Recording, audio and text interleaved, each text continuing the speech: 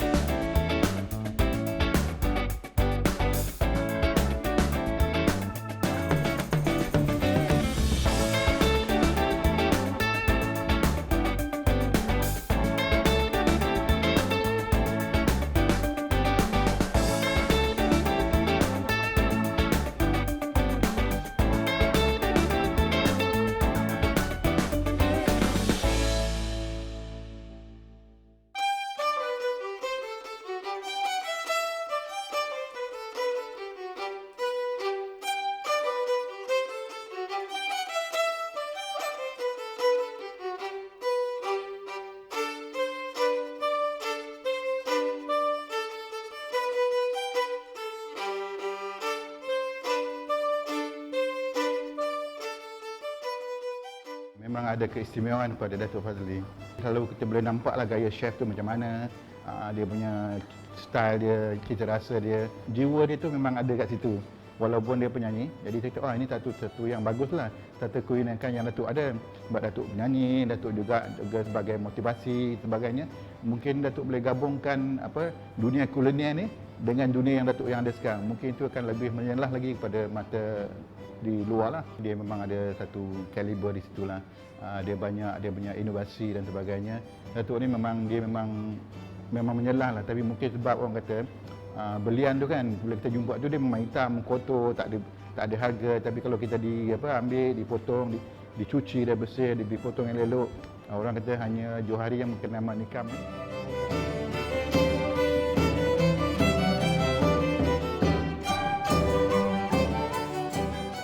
Memasak bukanlah hanya menambah gula dan garam di dalam periuk, di dalam kuali atau di dalam kek pan. Tapi juga gabungan pengalaman, impian, cita rasa dan inovasi.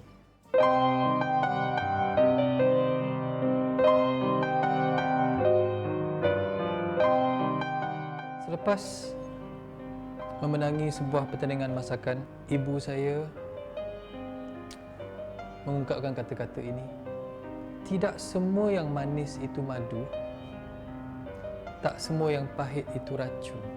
Jadi itu menyedarkan saya bahawa dalam dunia masakan, dunia dapur, pendidikan dan pengalaman perlu seiring.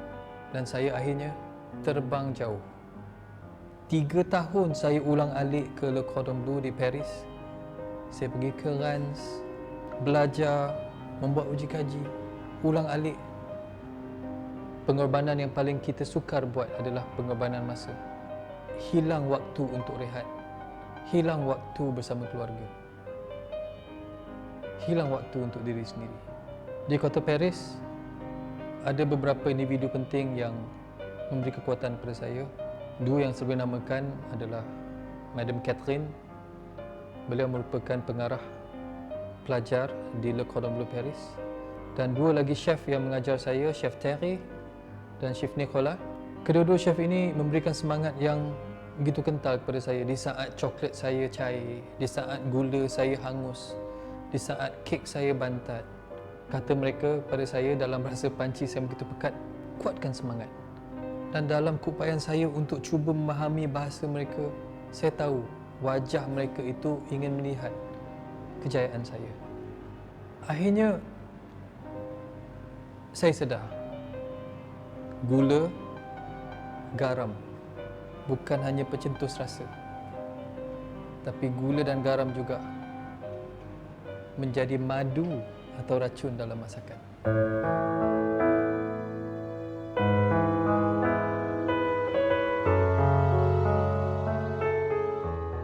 Bila saya nak exam, saya tak berani call bapak saya. Saya call ibu saya. Bu, macam mana nak hafal semua resipi dalam bahasa Perancis? Tak sempat, Bu. Ibu saya kata, ingat, kau dapat peluang untuk belajar. Jangan abaikan. Dan hari exam, saya call bapak saya. Pak, Pakcik dah boleh potong cili. Bapak saya tanya, siapa lagi laju? Saya kata, satu hari nanti, saya akan lawan. Tapi hari itu tak sampai.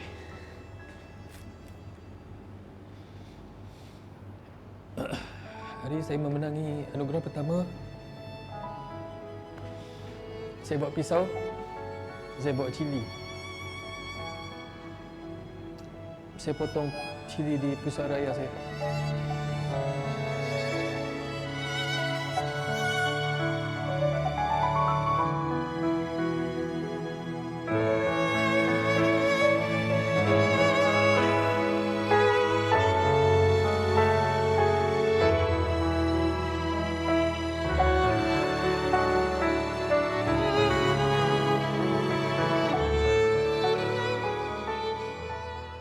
Ketika saya di semester akhir, arwah ayah saya ditanya, kau balik nak buat apa, Pakcik?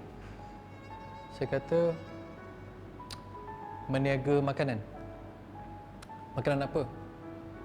Saya kata, kemungkinan kek dan macaron, bermuda pastry.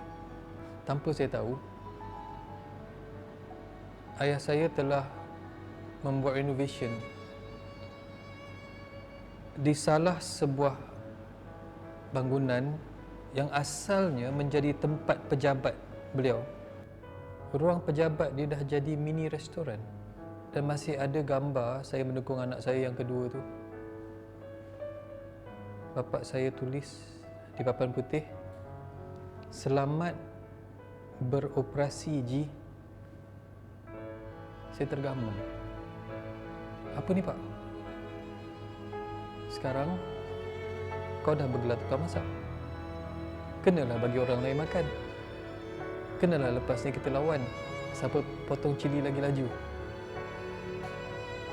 Tanpa saya sedar, lahirlah Suka-Suka Bistro. Kerana impian saya pada awalnya untuk berniaga di rumah. Tapi ayah saya siapkan tempat saya berniaga. Dan ketika Suka-Suka Bistro tu lahir,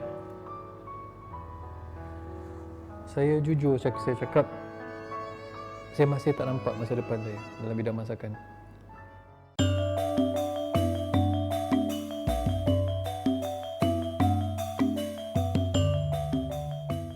Dan akhirnya saya sedarlah, anak peniaga mi goreng daripada Lusta ini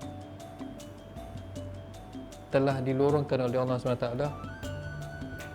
untuk membuka sebuah restoran. Dan saya anak Jati Negeri Sembilan. IC saya 05. Saya dilahirkan di Hospital Besar Seremban. Saya membesar di kampung. Membesar di Rembau, Kuala Sawah, Kampung Seger. Tiap-tiap hari makan cili padi. Tiap-tiap hari buat daging salai. Tiap-tiap hari makan rendang Minang, rendang Negeri Sembilan yang Wan saya buat. Tema restoran saya, Rembau to Paris. Bermaksud makanan Negeri Sembilan yang saya naik tarafkan dengan teknik-teknik yang saya belajar di Perancis. Bermakna makanan tempatan yang ada elemen-elemen teknik-teknik masakan antarabangsa supaya orang luar boleh appreciate masakan tempatan. Dengan gabungan hidangan tradisi dari Minang tu dan juga ni kombinasi dengan hidangan Perancis yang Datuk belajar di Paris dan sebagainya. Jadi saya nampak ni perjalanan Datuk Fadli ni bukan fusion. Dia adalah satu hidangan eklektik, iaitu gabungan cita rasa, berbagai cita rasa dalam satu hidangan dia. Contoh dia, saya biasa cuba hidangan pasta ya. Dia buat pasta memang macam carbonara punya style, tapi diolahkan bersama dengan daging bakar dan juga masak lemak cili padi dari Negeri Sembilan ya.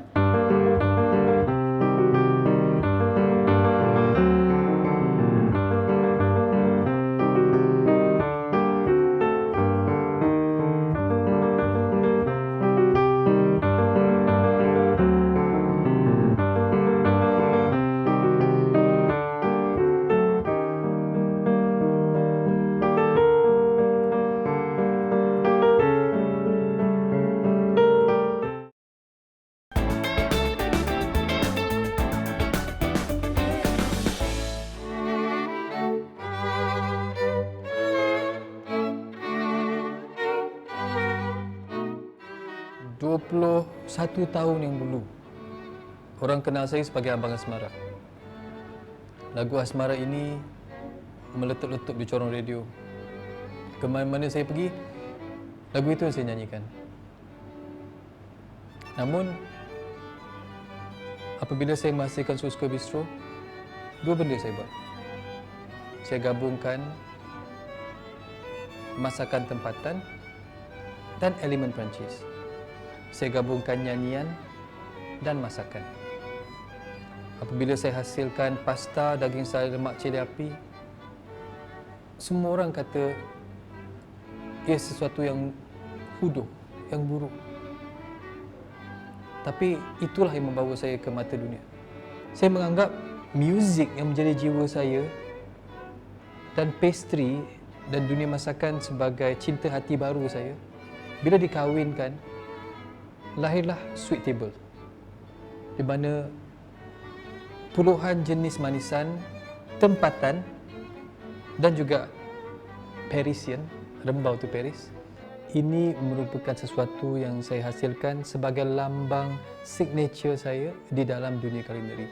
Dan Sweet Table gabungan antara intuisi saya, cita rasa saya yang sentiasa mengagungkan cita rasa tempatan.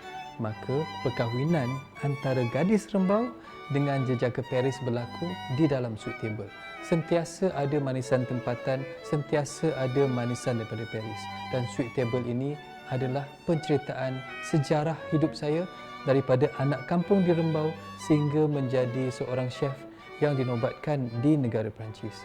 Namun kelebihan ini yang saya tampilkan di Sweet Table kerana yang lebih penting yang mereka tak nampak adalah Sweet Table adalah penceritaan cinta saya kepada sebuah institusi kekeluargaan.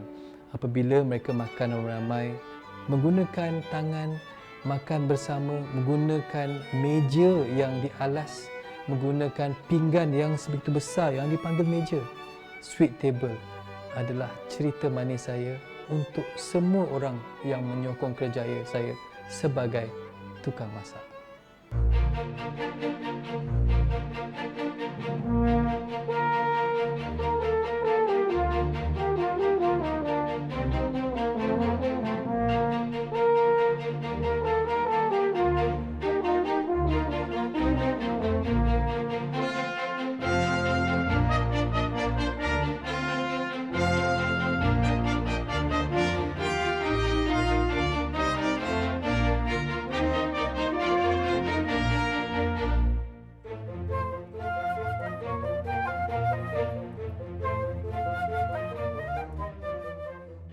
Ayah saya cakap, belajar susah, kerja susah, dan itu akan membantu membina karakter dan personaliti seseorang. Saya sambung belajar ke New Zealand. Namun belajar di New Zealand dengan duit beasiswa tersebut tak cukup. Jadi saya apply kerja. Saya apply kerja di sebuah kelompok restoran. 6 bulan lebih saya bekerja sebagai pencuci tandas tanpa kawan-kawan saya tahu, tanpa ibu bapa saya tahu. Saya bekerja sebagai pembantu dapur. dan saya masih ada buku resipi tersebut. Satu hari tu chef tu jatuh sakit. Seminggu tu tanpa owner restoran tahu, saya yang masak, saya yang potong daging, saya yang siapkan masakan appetizer, dan saya sempat di dapur, saya masak di dapur tanpa orang tahu. Bila saya graduate, saya balik sebagai juru audit dalaman. Saya meninggalkan syarikat tersebut, saya join sebuah syarikat lain iaitu PWTC. Saya tak nak masuk ke dapur. Tapi 10 tahun lamanya di PWTC, kerja saya adalah menguruskan operasi dapur. Saya menguruskan 40 orang chef. Kami masak untuk 150,000 orang hampir setiap hari.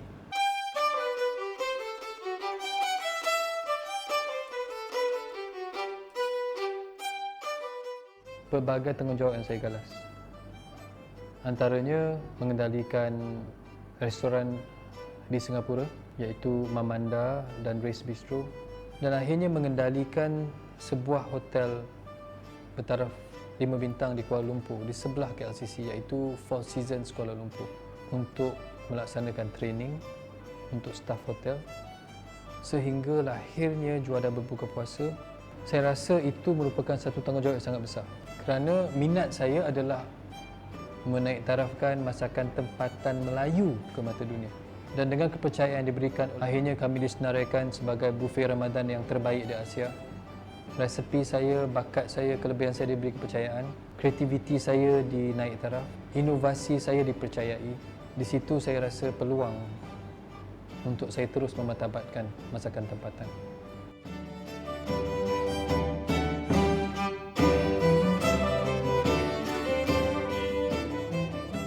Masa bekerja, dia seorang yang amat berwibawa. Dari segi kepimpinan dia. Tapi kalau masa bekerja, Datuk amat serius. Dari segi mutu, macam mana cara hidangan itu disajikan, dekorasi. So, boleh dikatakan chef-chef kami di sini banyak juga belajar pada Datuk. Bukan hanya dari segi cantik dipandang, sedap dirasa. Tapi Datuk akan olahkan, akan tambah sampai dia menjadi sesuatu yang unik. Dan Datuk adalah seorang yang amat kreatif.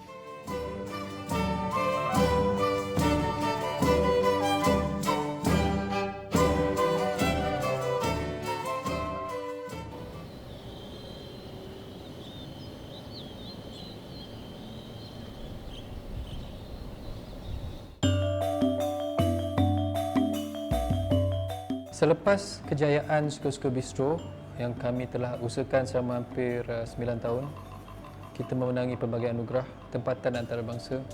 Kalau Suka-Suka Bistro temanya Rembau to Paris, mengapa tidak saya lahirkan jenama baru juga?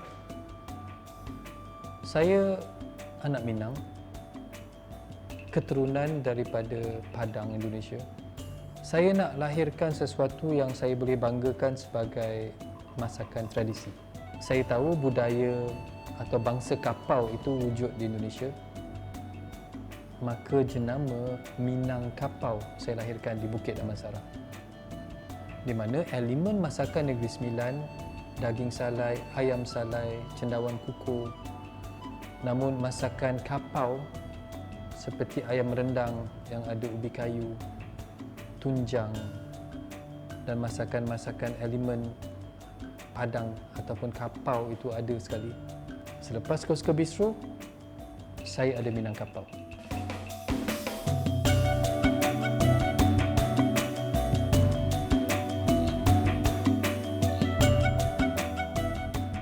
Semua orang nak diet, tapi ramai orang tak nak exercise. Saya kata tak apa, ada caranya. Kita boleh makan dengan sihat, makan dengan betul supaya badan itu kekal sihat. Maka saya tetap orang Negeri Sembilan. Jadi perkataan selero bahasa Negeri Sembilan dan bahasa Minang, keto bahasa Negeri Sembilan iaitu saya, kita, tapi dalam bahasa dietnya KETO, saya kahwinkan selero keto.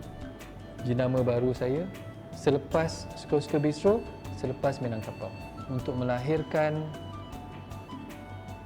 resepi-resepi tempatan bukan yang bosan tetapi yang lebih sihat, kalori lebih rendah, tanpa gula.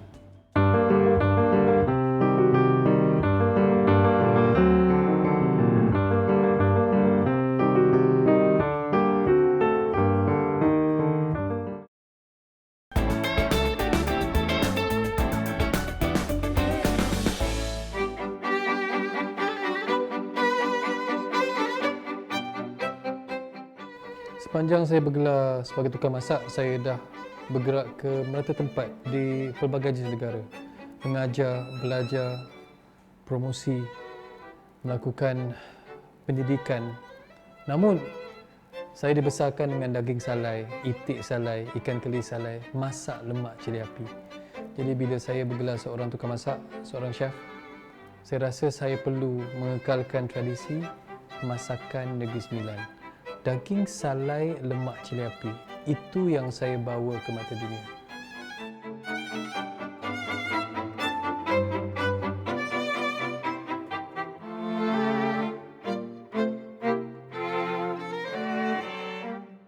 Elemen untuk memastikan bahawa daging itu kekal sebagai cerita utama.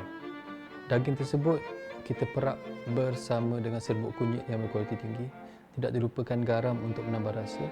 Namun kita perap dalam masa yang lama supaya kunyit tersebut dapat masuk di dalam daging yang sedang kita perap tanpa menghilangkan keunikan rasa wagyu beef itu sendiri.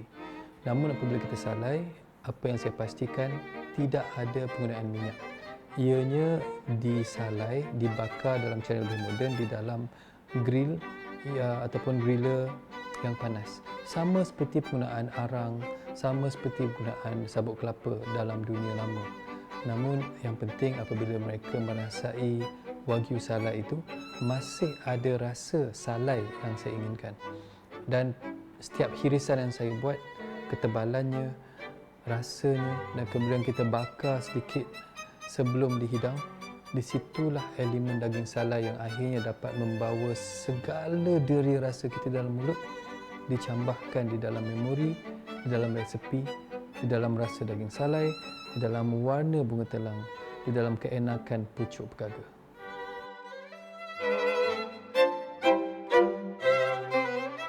Jadi apabila saya hasilkan sebuah menu yang akhirnya memenangi anugerah di Malaysian International Gastronomy Festival, saya hasilkan wagyu beef salai bersama dengan lemak cili api krim. Kemudian saya letak foie gras, tapi saya sesuaikan dengan menu tempatan, iaitu saya hasilkan dengan elemen yang berbeza, iaitu pegaga. Krimnya saya gabung bersama dengan santan, ada gajus, ada pine nuts, dan akhirnya menjadi pesto. Namun itu pesto yang saya olah menjadi resipi saya sendiri, dan saya letakkan juga udang geragau yang telah digoreng. Dan di sebelahnya ada bunga telang yang telah saya infuse di dalam whipped potato, dan ada juga black olives sebagai mengangkat elemen-elemen yang telah saya belajar di Kota Paris. Namun pinggan yang saya tampilkan di dalam sebuah cerita adalah daging salai, lemak cili api bersama ulam-ulaman.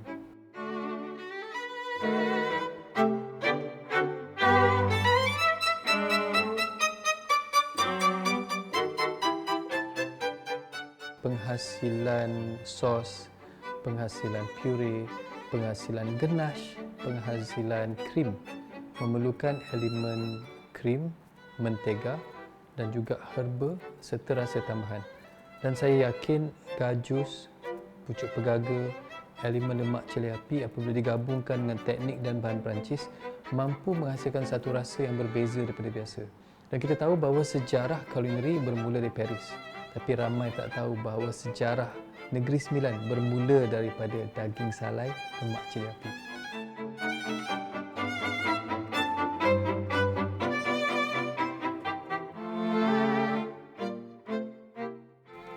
Hidangan kemenangan ini yang saya tampilkan dari sebuah pinggan adalah sesuatu memori dan nostalgia. Kalau mereka makan wagyu beef ataupun daging wagyu salai, mereka akan rasa keenakan daging itu cair di dalam mulut dan mereka akan terkenang nostalgia makanan tradisi yang berasal daripada Kuala Pilah.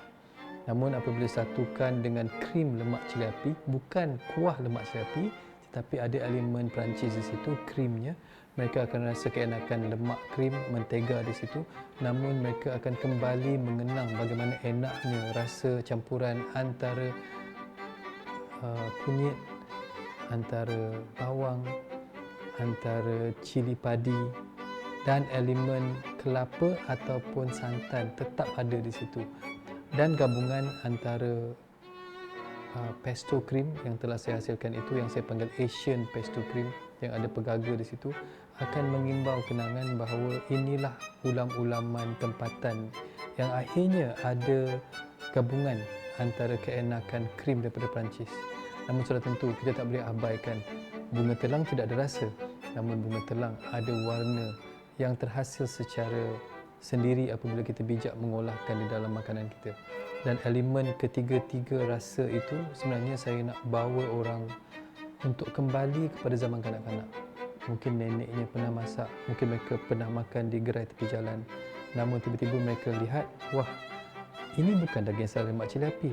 Apa yang saya lukiskan di atas pinggan adalah impian dan cita-cita saya untuk melihat masakan tempatan di mata dunia.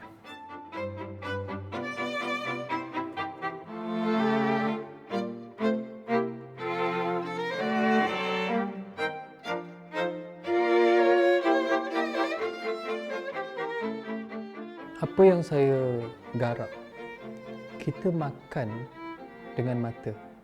Kerana apabila kita melihat keindahan di dalam sebuah pinggan, kita akan dirangsang dengan keinginan untuk merasa. Keinginan untuk merasa hanya akan hadir kalau ada aroma yang menarik. Maka di dalam pinggan tersebut yang telah saya hasilkan, warna, apa yang saya lukiskan dalam pinggan adalah impian orang untuk makan, dan aroma yang keluar adalah nostalgia. Dan apabila kita potong, kita hiris, kita gabungkan ketiga-tiga warna, ketiga-tiga rasa, dan apabila ia dimasukkan ke dalam mulut, sepatutnya yang timbul adalah kebahagiaan. Jadi warna, aroma, rasa, itulah kebahagiaan Fazli Yaakob di dalam dunia kulineri.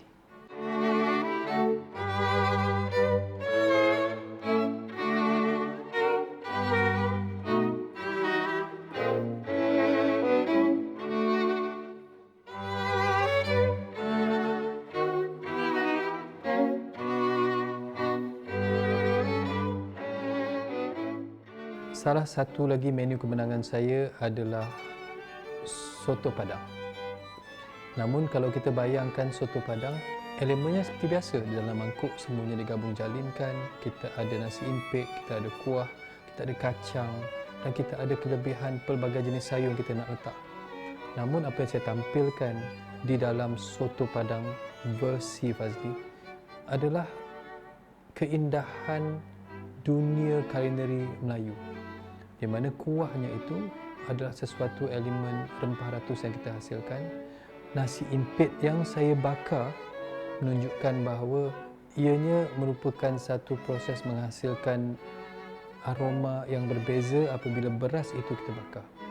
Namun ada kejutan di situ, kerana saya menghasilkan elemen dan rasa citrus, di mana limau itu kita potong dua, kita letakkan sedikit gula perang dan kita bakar pula, kita caramelizekan gula perang tersebut untuk elemen kejutan di dalam lidah kita. Namun saya kembalikan semula ingatan mereka bahawa ini adalah dunia baru. Maka saya tampilkan duck breast ataupun dada itik yang telah disalai. Dan itu elemen Fazli Yaakob. Kalau boleh saya salai untuk mengeluarkan rasa dan aroma berbeza. Namun apabila kita naikkan dari rasa dengan dada itik yang disalai, ada pula caramelized orange di bawahnya. Saya cuba mengembalikan kegemilangan Negeri Sembilan. Pasti ada rendang Minang di situ. Dan apabila ada rendang Minang, ada soto, ada orange, itulah yang saya sering nyatakan bahawa ini dunia Fazli Yaakob yang membawa pengalaman daripada Paris untuk dinaik tarafkan dengan elemen-elemen masakan Melayu.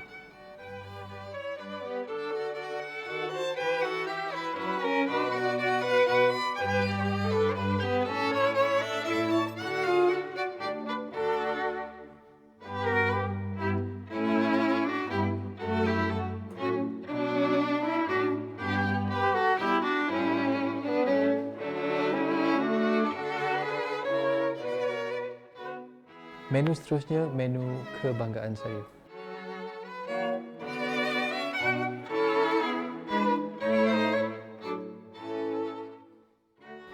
Untuk menghasilkan macarons bukan mudah, tetapi yang lebih sukar adalah melahirkan rasa macarons yang berbeza. Macarons kuning ini dipanggil macarons kunyit cili padi. Dan ini menjadi menu pilihan para juri di dalam pertandingan Malaysian International Gastronomy Festival. Namun elemen kejutan yang saya letakkan di sini adalah kita ada pulled beef rendang, kita ada sweet basil dan kita ada cocktail avocado, kita ada juga sun-dried tomato. Namun orang tak sangka di sebalik semua ini ada kecintaan saya, iaitu sambal hijau. Dan sambal hijau jam ini mengawinkan semua rasa, dan apabila kita makan macarons yang sepatutnya manis, namun mereka akan teruja, mereka akan terkejut. Kerana apabila mereka makan macarons yang saya tampilkan kali ini, di kepala saya, dalam otak saya ada dapur. Dalam dapur inilah saya hasilkan segala rasa untuk meyakinkan orang bahawa kalau macarons itu manis, kita boleh pedaskan. Kalau ianya terlampau pedas, kita boleh masamkan. Kalau ianya masam, kita boleh lemakkan dengan koktel avocado.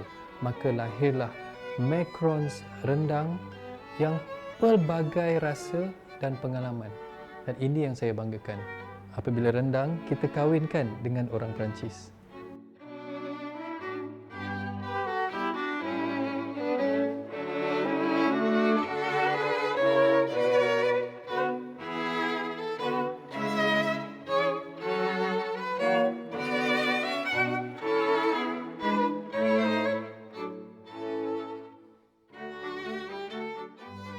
Menu seterusnya, menu yang sangat mudah.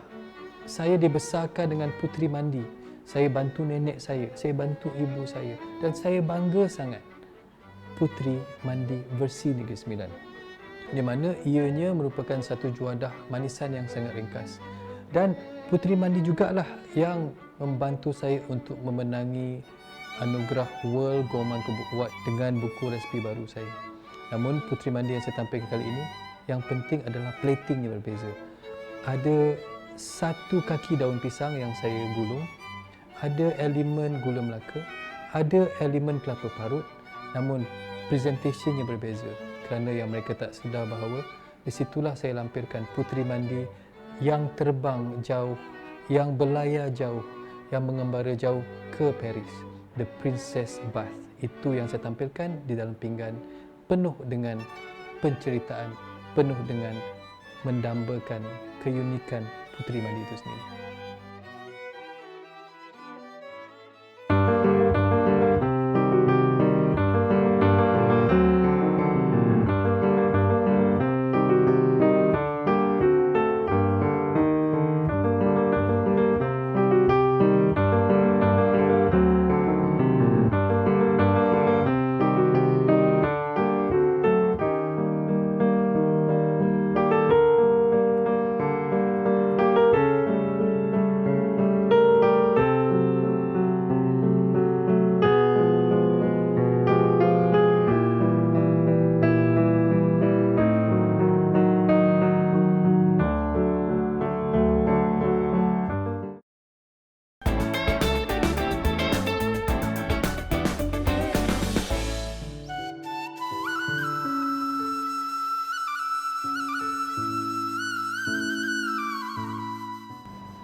Setahun lamanya saya mendekati pengusaha sebuah restoran daun pisang. Lahirlah idea untuk menjadi pemilik bersama Balas Banana Leaf di Bangsa.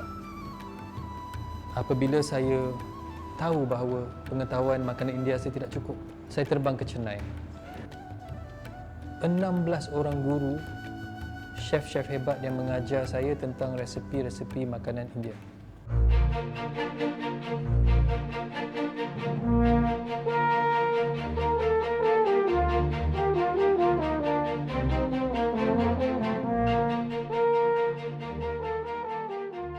Kebanyakan resepi yang saya hasilkan adalah berdasarkan photographic memory saya, ingatan yang saya dapat melalui apa yang saya lihat semasa kecil, tolong wan saya menyalakan dapur api yang berasaskan kayu, melihat ketika ibu saya bakar kek, masak dan saya tolong basuh, melihat ketika ayah saya makan dan melontarkan apa yang dia rasa dengan makanan tersebut. Saya ingat. Bermaksud, kalau diberikan dua bahan, contohnya cili padi dengan coklat sekalipun, saya ada kemampuan untuk gabungkan kedua-duanya menghasilkan sesuatu yang luar biasa.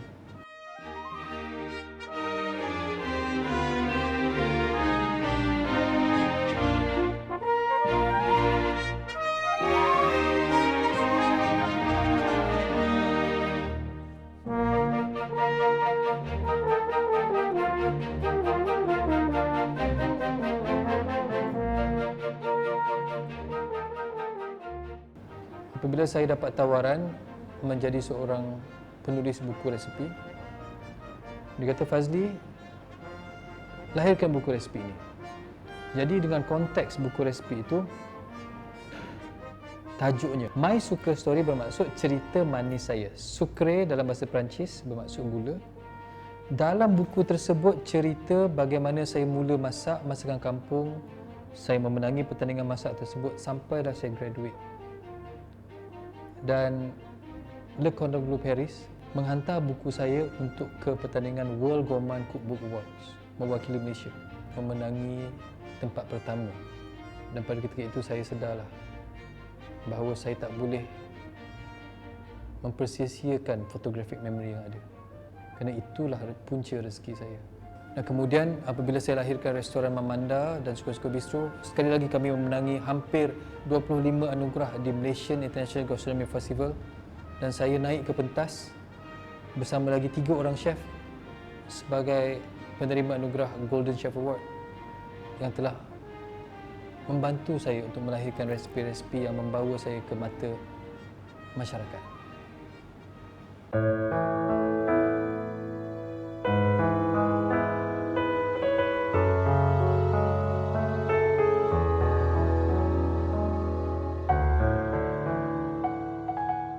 Namun sayangnya, dengan pelbagai anugerah yang saya miliki, ayah saya telah tiada. 4 tahun yang lalu, ayah saya meninggal secara tiba-tiba ketika saya sedang masak. Dalam tahun yang sama juga, pelbagai lagi anugerah saya menang. Dan saya bertanya pada diri saya sendiri, apa artinya semua anugerah ini kalau saya tak dapat kongsi dengan ayah saya? Dan kemudian di MIGF dengan 23 anugerah dan piala yang saya dapat, di atas pentas memang saya seronok. Ya, saya menang. Ya, tim kitchen saya menang. Namun yang saya nampak, yang saya rindu adalah ayah saya. Hari saya memenangi anugerah tersebut, saya bawa ke semua anugerah piala-piala yang berat itu di tangan saya pukul 12.30 malam ketika saya susun piala-piala kemenangan saya di Pusara Arwah. Saya bisikkan di Pusara Arwah,